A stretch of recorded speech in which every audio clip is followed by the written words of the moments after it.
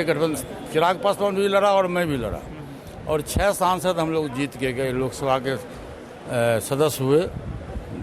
हमारा डिमांड ये था और हमारे पार्टी के 99% लोगों की राय थी कि हम एनडीए गठबंधन के तहत हम लोकसभा का चुनाव लड़ रहे हैं, विधानसभा का चुनाव भी हम एनडीए गठबंधन के तहत लड़ें। और देश की पुकार है, आज देश की पुकार है। आप देखिए, भाजपा इतनी बड़ी पार्टी है, पूरे देश में वर्ल्ड पैमाने पर है, फिर भी वो गठबंधन करती है, छोटे छोटे दल से भी उसका गठबंधन है। तो हम लोग की राय यही थी कि तुम गठबंधन से चुनाव लड़ो, लेकिन उन्होंने एक सौरभ पांडे नाम का लड़का आया बाहर से, पता नहीं क्या क्या नहीं किया, उसने गठबंधन को तुड़वा दिया। मेन मतभेद वहीं से शुरू हुआ और आज पार्टी करीब करीब 2 भाग में बट गई। अब लोक जनशक्ति पार्टी में चिराग गुट और पारस गुट के विवाद के बाद लोजपा का सिंबल फ्रीज हो गया है और आज पशुपति पारस खुद यहाँ प्रेस कॉन्फ्रेंस कर रहे हैं पटना में। हम इनसे जानेंगे कि आप लोग का सिंबल फ्रीज हो गया। ऐसा है कि जब चुनाव आयोग के यहाँ दोनों पक्ष से हम लोगों ने डिमांड रखा है कि लोक जनशक्ति पार्टी हमारी है, चिराग पासवान जी ने अपना पक्ष रखा है कि लोक जनशक्ति पार्टी उनकी है, तो और सामने में उपचुनाव हो गया, तो चुनाव आयोग के पास में दूसरा कोई विकल्प नहीं था कि जब तक फैसला नहीं होता है तब तक ओरिजिनल लोक जनशक्ति पार्टी हम हैं या दूसरा कौन है। इसलिए तत्काल उन्होंने चुनाव के रिजल्ट तक, चुनाव होने तक उन्होंने लोक जनशक्ति पार्टी और चुनाव चिन्ह पर उन्होंने रोक लगा। अभी जो 2 उपचुनाव होने वाले हैं उसमें चिराग ने तो अपना 2 कैंडिडेट उतार दिया है, आपकी क्या तैयारी है?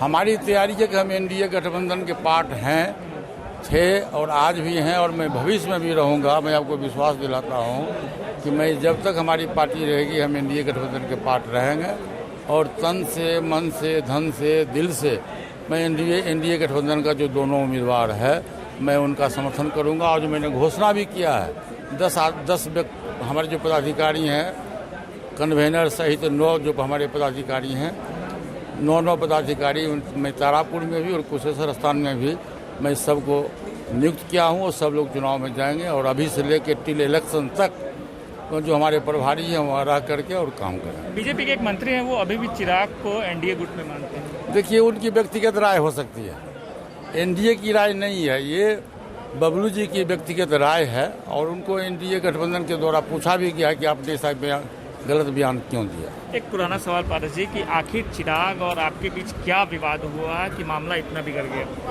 चिराग पासवान और मेरे बीच जो विवाद हुआ है वो कानूनी विवाद है।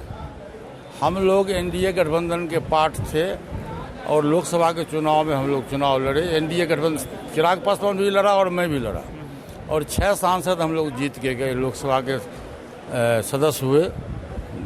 हमारा डिमांड ये था और हमारे पार्टी के 99% लोगों की राय थी कि हम एनडीए गठबंधन के तहत हम लोकसभा का चुनाव लड़ रहे हैं, विधानसभा का चुनाव भी हम एनडीए गठबंधन के तहत लड़ें। और देश की पुकार है, आज देश की पुकार है। आप देखिए, भाजपा इतनी बड़ी पार्टी है, पूरे देश में वर्ल्ड पैमाने पर है, फिर भी वो गठबंधन करती है, छोटे छोटे दल से भी उसका गठबंधन है। तो हम लोग की राय यही थी कि तुम गठबंधन से चुनाव लड़ो, लेकिन उन्होंने एक सौरभ पांडे नाम का लड़का आया बाहर से, पता नहीं क्या क्या नहीं किया, उसने गठबंधन को तुड़वा दिया।